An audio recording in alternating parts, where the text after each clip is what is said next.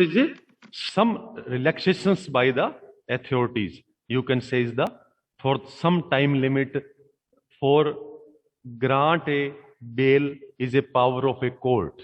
Okay, is called as a जमानत bail, यानी to set liberty a persons against some security.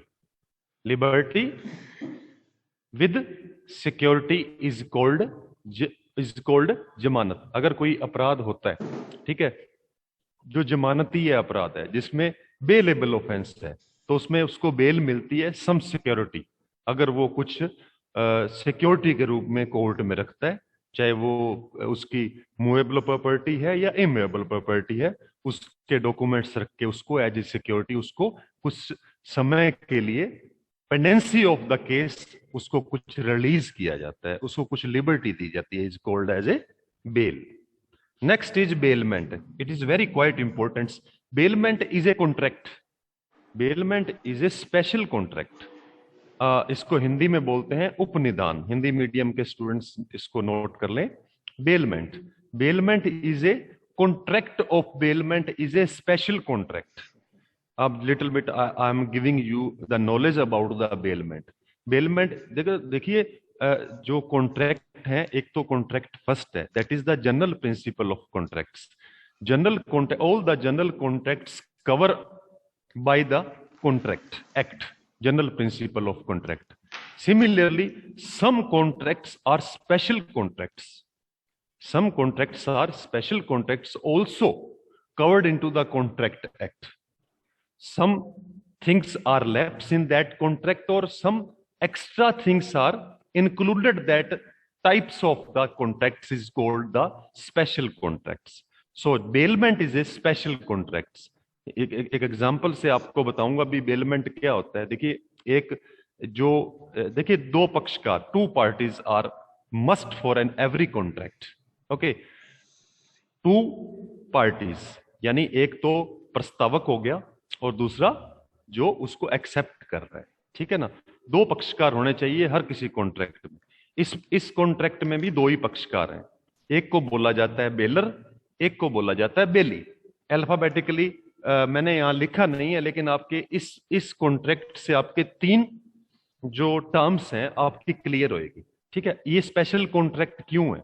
इसमें एक baler और एक बेली, एक को बोला जाता है उपनिदाता, एक को बोला जाता है उपनहिती, ठीक है. हिंदी में उपनिदाता और उपनहिती. बेलर, बेलमेंट से दो चीजें और जुड़ी हुई हैं. कौन कौन सी हैं? एक तो है बेलर और एक है बेली. बेलर को हिंदी में बोलते हैं उपनिदाता और बेली को बोलते हैं उपनहिती. उपनहिती वो है जिसके पास हम कुछ चीजें रख के जाते हैं. देने वाला कौन है? उपनिदाता. और चीजें रखने वाला कौन है? उपनहिती. जैसे एग्जाम्पल के तौर पर मेरे पास कोई गाय है, ठीक है. मैं आपको कुछ समय के लिए, यानी मैंने विदेश जाना है, फॉरेन जाना है, मैं 4 महीनों के लिए मैं फॉरेन जा रहा हूं.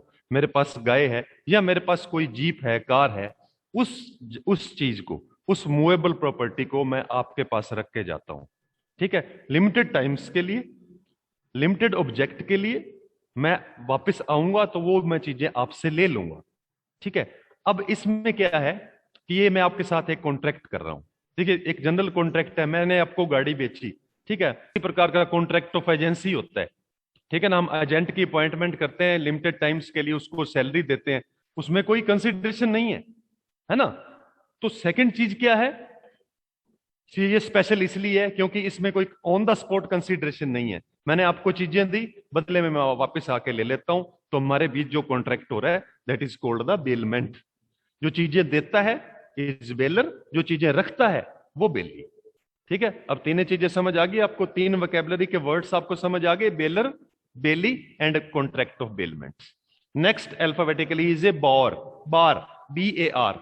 बार क्या होती है? A group of advocates is called bar.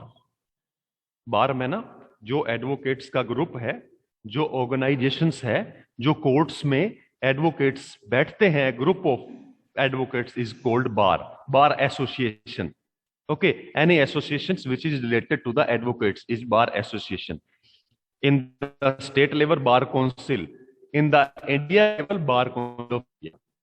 That is the bar, a group of or a group of or a association of a advocates is called bar. Okay, bar. Next is bench. Bench means, इसको हिंदी में बोलेंगे न्यायपीठ. न्यायपीठ.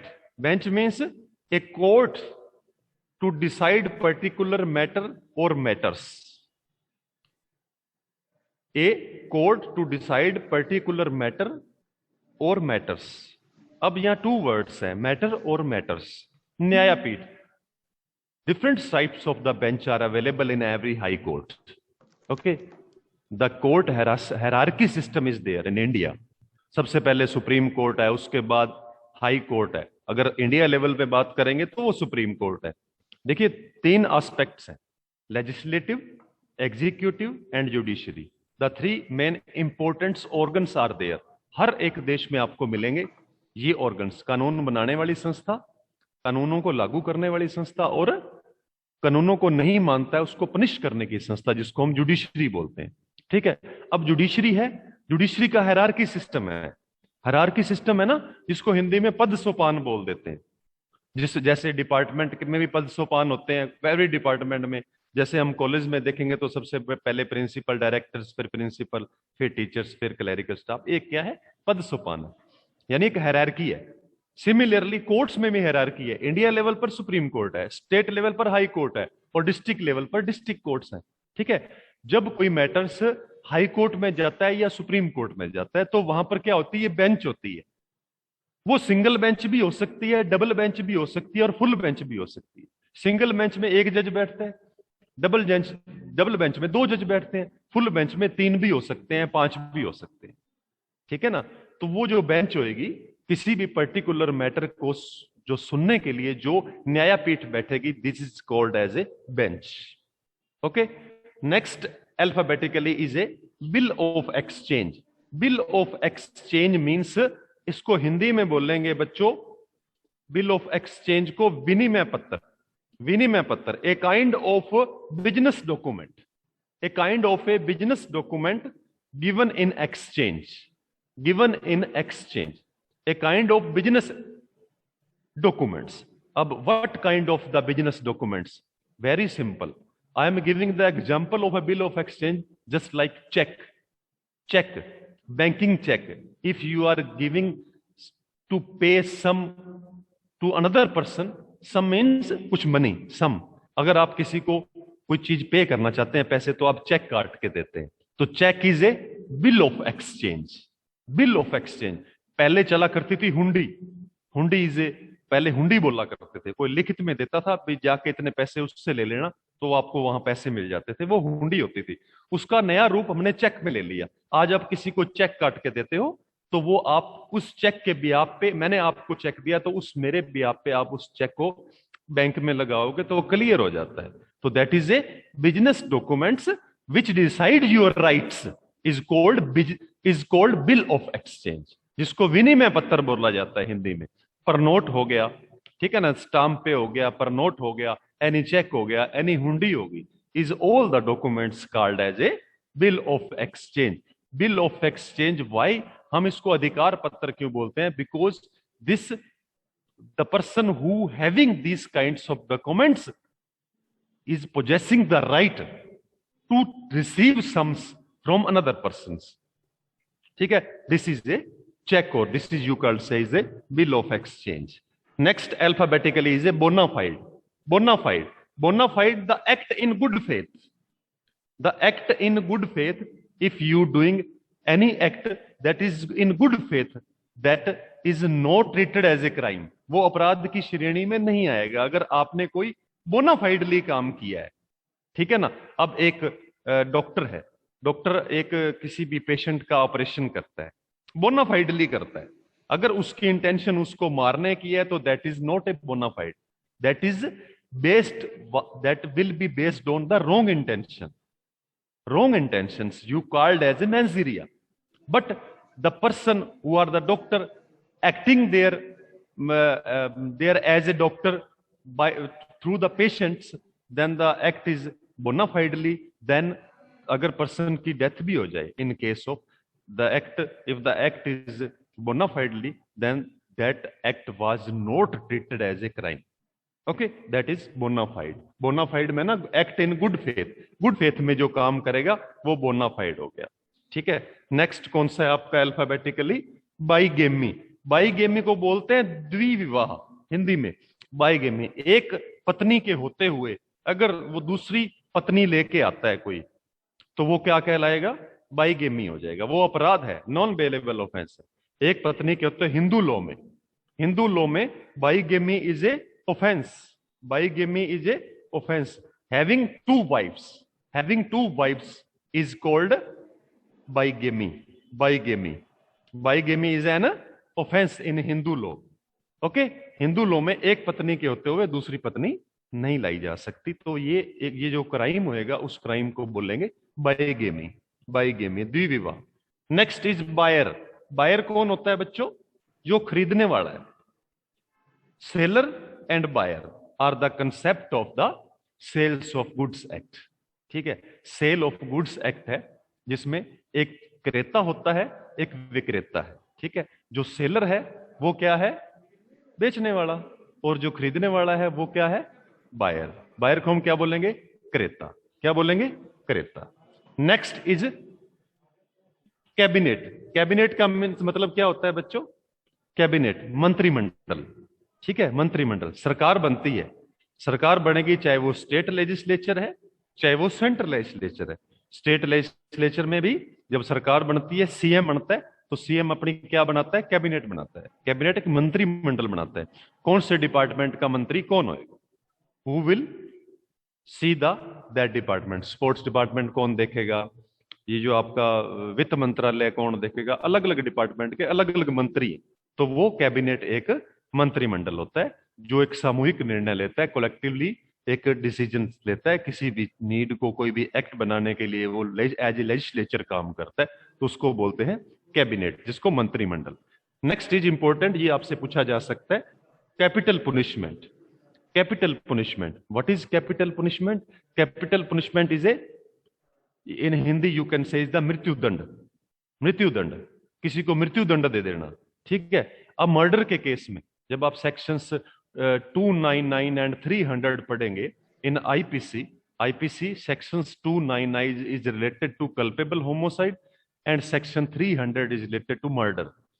If a person committed a crimes as a murder, the court will decide, the court will give the punishments as a, if the case is proved in the court. Okay, so on that behalf, that is the punishments should be and would be as a capital punishment in the murder case. In the murder case, capital punishment भी दिया जा सकता है उसको, जिसको हम बोलते हैं मृत्यु दंड, कैपिटल पुनिशमेंट. समझ आ गया? यानी punishment of death is called, या डेथ पेनल्टी भी कह सकते हैं इसको, डेथ पेनल्टी या capital punishment. Punishment of death is called capital punishments. Next is caveat. Caveat का मतलब क्या होता है? Caveat is a notice.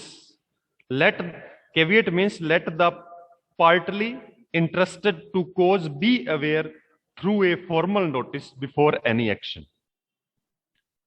Caveat means, लिखना चाहो तो लिख लो, let the party interested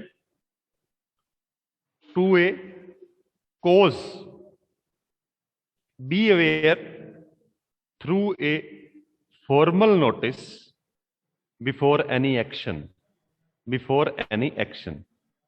देखिए, एक प्रकार का हिंदी में बताना चाहूंगा आपका केविएट होता है.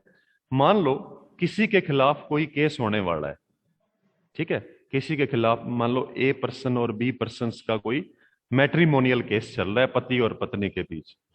लोअर कोर्ट यानी फैमिली कोर्ट ने कोई भी ऐसी इसको कंपनसेशन को लेकर या उसके मेंटेनेंस को लेकर कोई खर्चा बांध दिया पति के, आप पत्नी को इतना अमाउंट हर मंथ दोगे, जो क्या नाम है, वो पति हाई कोर्ट में जाता है, इसको कहते खर्चा कम करवाने के लिए हाई कोर्ट में अगर वो अपील करता है. मैंने आपको अपील के बारे में कल बताया था. ठीक है. अगर अपील करता है तो पत्नी को अगर पता नहीं है कि मेरे खिलाफ कोई केस होने वाला है, तो वो एक केविएट एक प्रकार की एप्लीकेशन है, वो कोर्ट को दी जाती है कि अगर मेरे खिलाफ कोई एक्शन होता है तो मेरे को उसकी सूचना मेरे को दी जाए पहले। अगर पति ने केस कर दिया, ठीक है ना, अब पत्नी को पता ही नहीं है कि मेरे खिलाफ केस हो चुका है, वहां पत्नी पेश नहीं हुई, तो एक्स पार्टी डिसीजन दे देगी कोर्ट। तो उस एक्स पार्टी डिसीजन से बचने के लिए एक कोर्ट को प्रार्थना पत्र दिया जाता है, एक एप्लीकेशन दी जाती है, जिससे कि उसको प्रायर प्रायर एक्शन से पहले उसको पता लग जाए कि मेरे खिलाफ क्या एक्शन होने वाला है। This is called caveat. This is called caveat. Caveat is a kind of notice, you can say, the let party interested to cause be aware through a formal notice before any action. यानी action लेने से पहले उसको notice देना, जो जिस party के खिलाफ एक्शन हो रहा है, that is called caveat. Next है caveat emptor. Caveat emptor, caveat emptor is a very important concept about the sale of goods act, contract act, sale of goods act. Caveat emptor, this is a Latin word. Caveat emptor, Latin terms. Okay, Latin words means that some laws, concepts are in existing in Indian law, that is called Latin word. देखिए, जो कानून हमारा codified law, we are studying the codified law. Codified law means यानी हम जितना हम लिखा हुआ पढ़ रहे हैं, जो भी कानून हमारे पास कहां से आए। देखिए, पहले 1860 से पहले, before 1860 there were no written any law. पहले लिखा हुआ कानून नहीं था। 1860 आने के बाद जब फर्स्ट लॉ कमीशन आया, उसके बाद हमारा लिखा हुआ कानून हम पढ़ रहे हैं। पहले क्या होता था, पहले जो लॉज था बेस्ड ऑन कन्वेंशंस और बेस्ड ऑन ट्रेडिशंस, परंपराओं पर आधारित था। राजा का जो आदेश था वो माना जाता था। राजा सर्वा था, उसने जो अधिकारी अपॉइंट किए हुए थे वो जो जैसे मेंटेन करते थे पीस के लिए, वो अपना रूल एंड रेगुलेशन करते थे। जो पर्सनल लॉ थे, पर्सनल लॉज के अपने अपने तरीके से, हिंदू लॉ में हिंदू लॉ अप्लाई होता था, मुस्लिम लॉ में मुस्लिम लॉ अप्लाई होता था। लिखा हुआ कानून नहीं था। अंग्रेजों ने हमें लिखना हुआ स्टार्ट किया, ठीक है। तो अंग्रेजों के पास लिखा हुआ कहां से आया, वो लैटिन से आया, यूनान से आया। तो Latin words shifted into common laws और English laws. The law development और the origin of laws, written laws are firstly in Latin. यूनान में सबसे पहले वहां पर डेवलपमेंट हुई लॉ की, उसके बाद वो शिफ्ट हुआ कॉमन लॉ में, कॉमन लॉ में ना इंग्लिश लॉ में, फिर इंग्लिश लॉ से ट्रांसफर हुआ इंडियन लॉ में जो हम पढ़ रहे हैं। तो कुछ ऐसे वर्ड्स हैं, कुछ ऐसी कंसेप्ट हैं जो आज भी लैटिन वर्ड्स में है। तो उसमें से एक है caveat emptor. Caveat emptor is a Latin word. In English the caveat emptor means let the purchaser be aware. Let the purchaser be aware. In Hindi क्रेता सावधान रहे। क्रेता सावधान रहे। क्रेता सावधान रहेगा मतलब क्या होता है, कोई भी चीज, कोई भी वस्तु अगर क्रेता बाजार में खरीदने जाता है तो उसको जो चीज खरीदने से पहले जांच परख ले, उसके